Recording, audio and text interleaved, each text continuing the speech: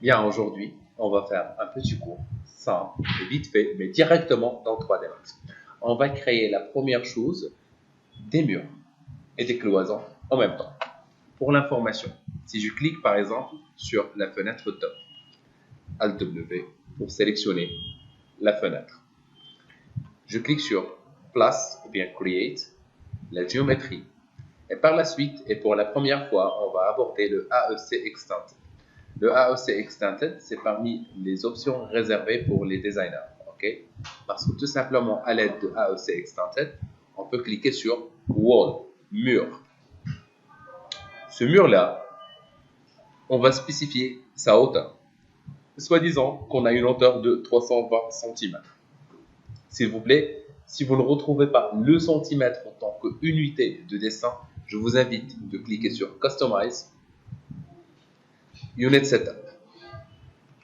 C'est-à-dire que vous avez un problème au niveau de l'unité de mesure. Vous cliquez sur métrique, centimètre. Et OK, c'est bon, pour moi c'est déjà fait. Pour la largeur, pour l'épaisseur du mur, de préférence, le fait d'insérer la valeur exacte. Ça peut être 20, 24 selon le besoin. On va utiliser 20. C'est bon? Bien. Monsieur, pour dessiner directement un mur, il nous faut beaucoup de coordonnées. Non, des tours, on va utiliser une technique qui est hyper rapide, ok, à l'aide de la grille de dessin. C'est-à-dire, on a une grille ici qui contient une valeur. La valeur de la grille est mentionnée ici. Par défaut, c'est 25,4 cm. Il faut la changer. Pour cette raison, je me déplace vers Snap Toggle. On clique sur Snap Toggle avec le bouton droit, et non pas gauche, pour afficher le setting de Snap Toggle. J'active l'accrochage par rapport à la grille et je désactive le reste. C'est-à-dire s'il y a autre option, il vaut mieux la désactiver. Jusqu'à maintenant, si vous voyez, on remarque même pas des changements. Si je clique une deuxième fois sur Snap Toggle, cette fois avec le bouton gauche, activer, désactiver, activer.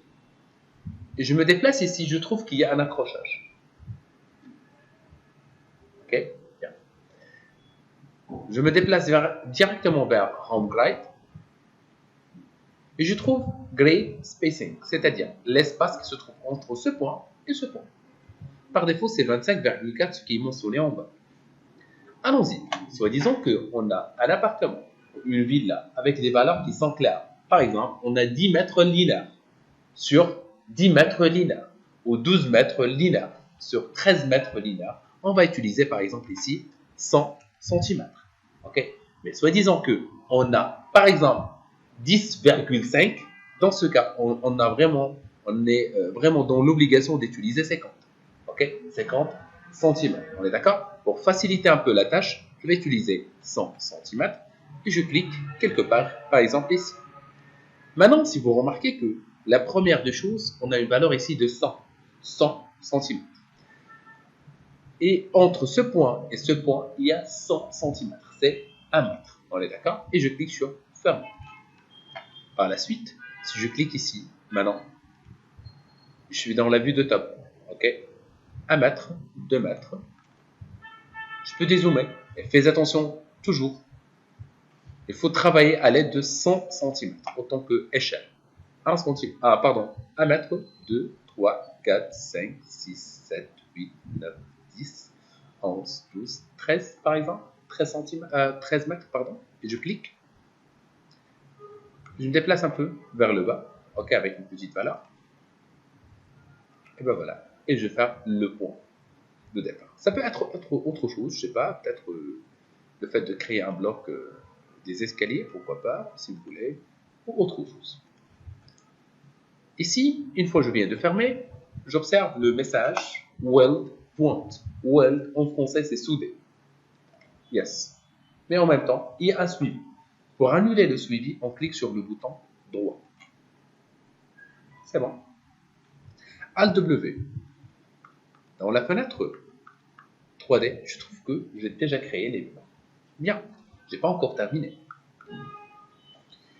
Je préfère le fait de désactiver l'outil Wall en cliquant sur Select and Move pour désactiver. Je reclique une deuxième fois sur Wall. Cette fois, je vais utiliser par exemple 8 cm. d'épaisseur, la même hauteur, certainement, on est d'accord? Et je commence, je dis peut-être que 1, 2, 3, 4 mètres, par exemple, je veux créer ma première chambre qui contient 4 mètres de largeur. 1, 2, 3, 4. 4 sur 4 ou 4 sur 5, c'est juste une question de besoin. C'est à vous de spécifier un peu les choses. Je clique et je clique ici. Arrêtez avec le bouton droit. Je refais la même opération ici. Par exemple, j'ai un bloc sanitaire par exemple, ou une deuxième chambre, ou une cuisine. S'il vous plaît, c'est à vous de me proposer quelque chose. Ok? Une deuxième chambre, bouton droit, et un bloc sanitaire. Bien. Ici aussi, on a 1, 2, 3 et 4. 4 mètres. Je vais créer une petite chambre, suite parentale, avec soi-disant une petite toilette ou bien douche. Okay. Donc, par exemple, 2 mètres sur 1 mètre. Ok, c'est juste une question de design. Et un petit rôle. Et je vous donne un peu de temps pour me préparer quelque chose. Monsieur, il y a une remarque. Laquelle? Tout simplement, il y a plusieurs couleurs ici. Il y a le vert, il y a le bleu. Pourquoi tout ça? Pourquoi il y a plusieurs couleurs? Par contre, au niveau de mur externe, c'est avec la couleur rouge. Entre parenthèses, c'est juste une couleur. Je vous explique. La première des choses, la couleur pour le mur externe, c'est juste une couleur symbolique. Ce n'est pas une texture, ce n'est pas un matériel. Vous pouvez la changer en cliquant sur la couleur proposée. Ça, c'est numéro 1. Mais numéro 2, le plus important, tout simplement, il y a plusieurs couleurs, c'est-à-dire chaque objet, il est indépendant. Vous pouvez le sélectionner, le déplacer. En désactivant le snap ou toggle, s'il vous plaît, on peut le déplacer. Mais il y a une règle générale dans 3D Max qui vous oblige de attacher les objets dont vous voulez les utiliser en même temps. C'est-à-dire, supposons que je veux interpréter, modifier ou faire quoi que ce soit au niveau de cloison interne, il faut que j'accroche ou bien j'attache les murs ou bien les cloisons internes. Pour cette raison, je clique sur n'importe quelle cloison, par exemple celui-là ou l'autre. Je clique sur Modify. Je trouve que c'est un wall. Je ne peux pas le modifier. Qu'est-ce que je dois faire? Bouton droit, Convert to Editable Wall. La première chose. La deuxième des choses, je cherche la fenêtre qui s'appelle Edit, Géométrie. Je cherche le bouton qui s'appelle Attache. Attache. Attention, une fois j'attache le premier avec le deuxième, la première remarque visuelle, il porte la même couleur. 3, 4, 5 et aussi les murs. Maintenant, on a un objet qui contient la même couleur, ce qui est très important au niveau de la modification. Parce que maintenant, si je veux modifier quoi que ce soit, au niveau de cloison, par exemple, je peux le faire. Au niveau de mur, je peux le faire. C'est la première étape. La deuxième étape, je me déplace ici, dans la vue de top. J'ai tout désactivé, comme vous voyez. Je clique sur Ajouter. Cette fois, je clique directement sur le deuxième bouton. Attention, vous êtes en mode AEC Extant. C'est-à-dire, si vous voulez basculer vers le mode normal qui s'appelle Standard, Primitive, Layer Box, Sphère, autre, c'est le cas. En même temps, il y a les lignes qui se trouvent dans le deuxième bouton. Ligne. Maintenant, je veux créer une ligne, mais non pas n'importe quelle ligne. Il faut que la ligne soit attachée par rapport à quelque chose. Monsieur, par rapport à la grille, non, je préfère vraiment qu'il soit attaché par rapport au point existant sur le mur, surtout ce petit point. Soit disons qu'on a un accrochage, juste pour l'information, par rapport à la grille qui est activée actuellement. Si tu veux insérer un point, c'est par rapport à la grille, là où il y a la grille, on est d'accord? Sur l'intersection, c'est pas ce que je veux. Donc, bouton droit une deuxième fois, j'active cette fois au niveau du vertex et je désactive la grille. Maintenant, si je veux créer un point par rapport, le point, bah, voilà l'accrochage. Vous le voyez, un petit plus et je clique. Le premier point, vite fait, c'est plus vite même que Archicad.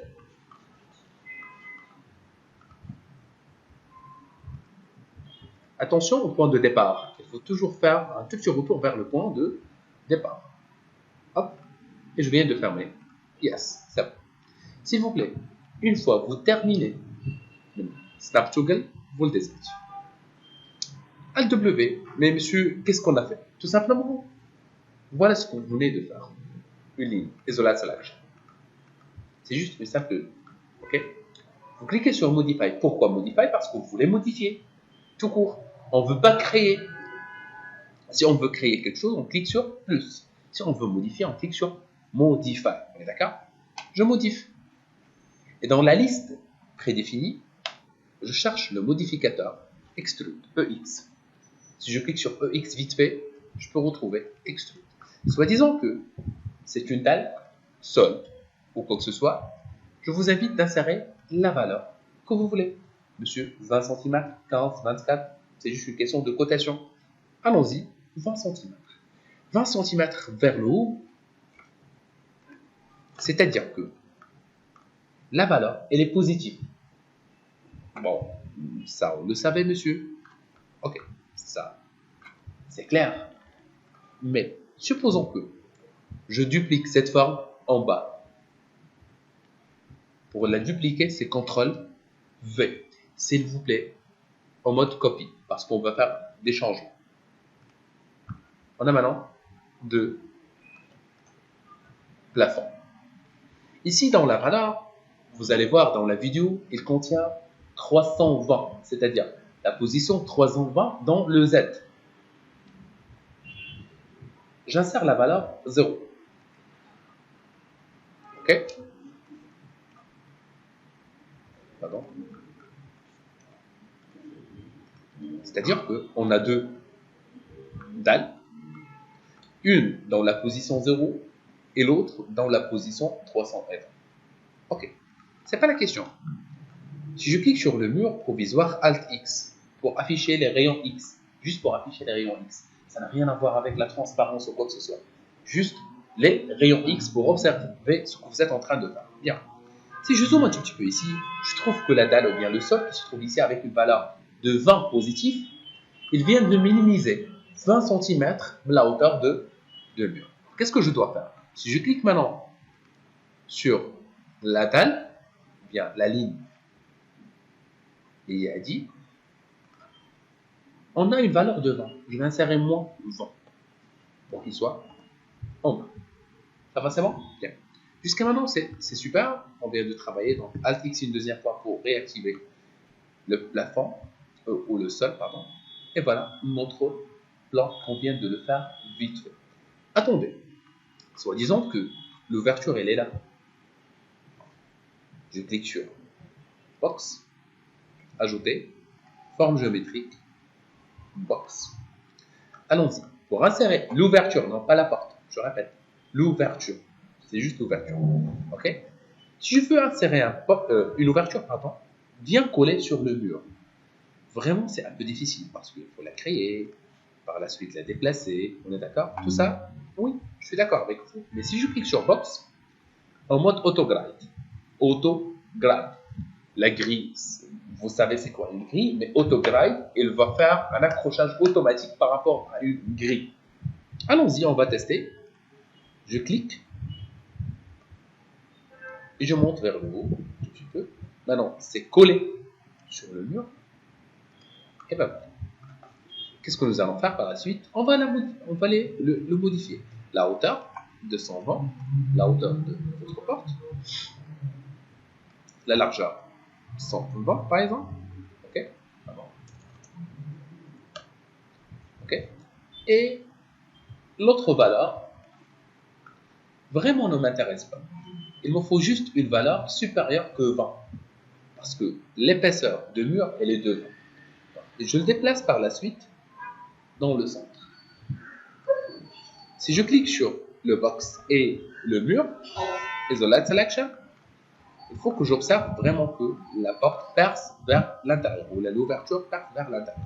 Autre chose qui est très important, dans cette vue, je préfère vraiment que le box soit sur le seuil, comme ça. Ok. Il y a parmi vous qui vient me dire, monsieur, c'est pas une manière professionnelle. Ah oui, je suis d'accord avec vous. Donc, dans ce cas, qu'est-ce que on peut faire? Tout simplement, si je clique sur le box, Isola Selection 2 fois, ok. La première des choses, pour mieux calculer les choses, c'est le fait de changer l'axe de pivot, le gizmo, entre parenthèses, le gizmo. Je clique sur le troisième bouton qui s'appelle hiérarchie. Affect pivot only, changer l'axe de pivot. Soit center to object ou autre, si vous voulez le centrer par rapport au centre de l'objet. Mais pour moi, je clique sur Snap Toggle, bouton droit. Par rapport au vertex, je sais qu'il y a un point ici. Ok? Je peux le déplacer vers le point. Et s'accroche, parce qu'on a l'accrochage. À quoi sert cette option? Affect pivot only désactivé. C'est-à-dire que mon objet maintenant, si vous vérifiez la valeur que j'ai ici, si j'insère 0, elle est dans l'axe 0. Monsieur, êtes-vous sûr? Bien. Allons-y, on va le déplacer comme ça, aléatoire. Je clique sur 0. Et nous allons voir sa disposition par rapport au plan. Bien sûr, dans la valeur 2D. Elle est sur mesure. On est d'accord? On peut bien sûr travailler avec cette technique, comme on peut travailler avec d'autres techniques. Bien. Monsieur, maintenant, on veut créer, par exemple, ici, je ne sais pas, il y a un salon, n'est-ce pas? Oui. Est-ce qu'on peut créer une ouverture pour un baby tray? Oui, je suis d'accord. Mais pour ne pas perdre vraiment le temps, je préfère vraiment dupliquer cet objet. Shift, glisse, copy et non pas instance. Et vous savez la différence. Et si vous avez oublié la différence, je vous l'explique.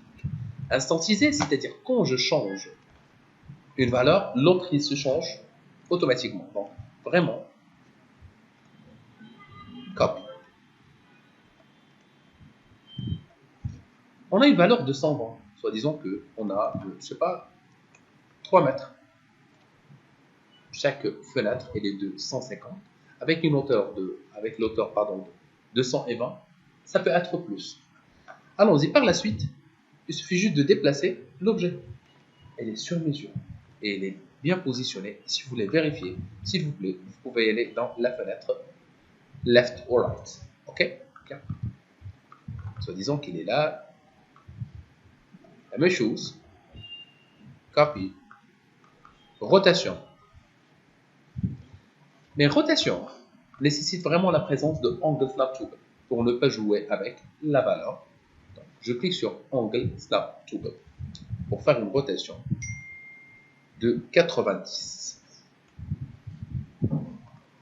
Pour cette raison, bien sûr, je peux le déplacer dans la vue de haut et je le déplace. Là où vous le voulez, selon le besoin, vous pouvez bien sûr le déplacer, etc. Ça va, c'est bon? Bien. Monsieur, pour le reste de travail, on peut tout simplement dupliquer. Copy. Je vais insérer par exemple ici des fenêtres, une petite fenêtre. Cette fois, ce n'est pas de 300, impossible, on est d'accord. Et la hauteur, propose-moi une hauteur de 120, 180. Une fenêtre très importante de 180 avec une largeur de 160. Et voilà, on a la fenêtre. On va changer bien sûr sa disposition par rapport. Le Z, il est à 0, impossible. Il faut qu'il soit 1 mètre au moins, au 80, n'est-ce pas? 80. Ok. Elle est de 80. Je viens de dupliquer la même fenêtre et vous pouvez refaire l'opération plusieurs fois, on est d'accord? Vous dupliquez. Copy. Rotation avec Angle Snap Toggle avec une valeur de 90. Et ben voilà, on a plusieurs ouvertures maintenant. Ok, je peux refaire la même opération ici. Copy. C'est pas la peine de faire plusieurs tailles. Il suffit juste de savoir comment changer la taille. Ben voilà, et on s'arrête provisoire. Autre chose qui est très importante, je prends la porte. Ok, je vais la dupliquer. Copy. Je vais créer des portes et des ouvertures à table. C'est-à-dire que je prends mon objet, ok, rotation, angle snap juggle à 90. Comme ça. Tout petit peu.